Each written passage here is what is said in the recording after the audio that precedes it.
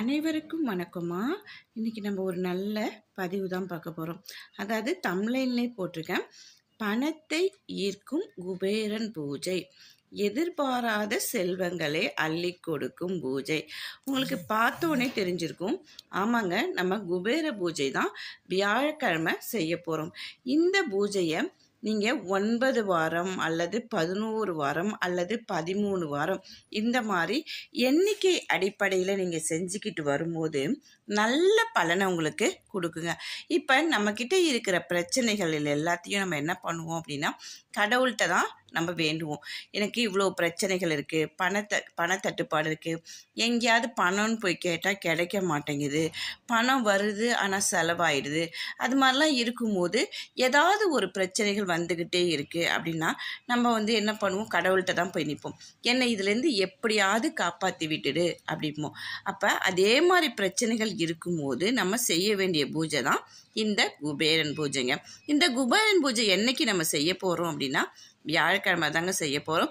எப்பயுமே ஒரு பூஜை செய்கிறோம் அப்படின்னா, அதாவது பிரம்ம முகூர்த்த நேரத்தில் நம்ம செய்யறதுங்கிறது ரொம்பவே ஒரு விசேஷங்க. ஏன் அப்படின்னு சொல்ல பார்த்தோம்னா, அமைதியான ஒரு நிலையாக இருக்கும். ரெண்டாவது, நம்ம மனசுமே காலையில் எழுந்து குளித்து முடிச்சுட்டு நம்ம ஒரு வேண்டுதல் வைக்கும்போது நம்மளுமே ஒரு மன அமைதியோடு இருப்போம். இல்லை அந்த மாதிரி செய்யும்போது நமக்கு சீக்கிரமாக எளிதாக நம்ம கடவுள்கிட்ட போய் நம்மளுடைய விஷயங்கள் சொல்கிறதுக்கு எந்த வித இடையூறும் இல்லாமல் இருக்கிறதுக்கும் நமக்கு ஈஸியான ஒரு தருணமாக இருக்குங்க. அதுவும் இல்லாமல் அந்த பிரம்ம முகூர்த்த நேரத்தை தான் எல்லா கடவுளும் நம்ம வீட்டுக்கு வருவாங்க அப்படிங்கிற ஒரு பெரிய நம்பிக்கை இருக்குங்க. அதனால தான் நம்ம எந்த பூஜை செய்கிறதுனாலும் நம்ம பிரம்ம முகூர்த்த நேரத்தை எடுத்துக்கலாம். மற்ற நேரங்கள் பார்க்கும்போது நிறைய இடையூறுகள் வரும். யாராவது நம்ம பூஜை செய்ய நேரத்தில் வீட்டுக்கு வருவாங்க, காலிங் பெல் அழுத்துவாங்க, இல்லை நம்ம குழந்தைங்க கத்துவாங்க, இல்லை வேறு ஏதாவது பிரச்சனைகள் நடக்கும். இந்த மாதிரிலாம் இல்லாமல் ஒரு பூஜை செய்யும் போது எந்த வித இடையூறும் இல்லாமல் நம்ம செய்யணும் அப்படின்னாவே அதை நம்ம பிரம்ம முகூர்த்த நேரமாக எடுத்துக்கிறது ரொம்பவே ஒரு விசேஷமாக இருக்குங்க. சரி, இப்போ நம்ம என்ன பண்ண போகிறோம் அப்படின்னா, வியாழக்கிழமை தாங்க இந்த பூஜையை செய்ய போகிறோம். வியாழக்கிழமைக்கு நீங்கள் முதல் நாளே எல்லாத்தையும் சுத்தப்படுத்தி வச்சுக்கோங்க. உங்கள் வீட்டில் குபேரன் சிலை இருந்துச்சுன்னா அதுக்கு மஞ்சள், குங்குமம், சந்தனம் எல்லாம் இட்டுட்டு நல்ல வாசனை மலர்களால் நல்லா அலங்காரம் பண்ணிக்கோங்க. குபேரன் பூஜைக்கு முன்னாடி ஒரு தட்டு எடுத்துக்கோங்க. அதாவது பித்தளை தட்டாக இருக்கிறதுங்கிறது ரொம்பவே ஒரு விசேஷங்க. குபேரனுக்கு ரொம்ப பிடிச்ச ஒரு கலர் அப்படின்னு சொன்னோம்னா பச்சை கலருங்க. அந்த பச்சை கலர் குங்குமம் எடுத்துக்கோங்க. அது போக அது கூடவே நீங்கள் ₹1 நாணயங்கள் 108 நாணயங்கள் வச்சுக்கோங்க. அதோட பூவும் சேர்த்து வச்சுக்கோங்க. மல்லிப்பூ உதிரி பூவாக இருந்தாலும் சரி, அல்லது ரோஜா பூவை இதழாக பிரித்து வச்சுட்டாலும் சரிங்க.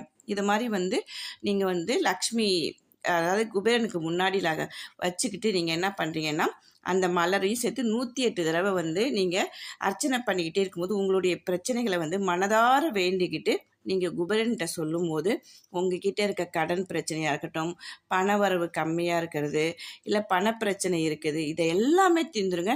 நீங்கள் நினச்சதை விட எதிர்பாராத செல்வங்கள் உங்கள் வீடை தேடி வரதை நீங்கள் கண்கூடாவே உங்களுக்கு தெரியுங்க. இதை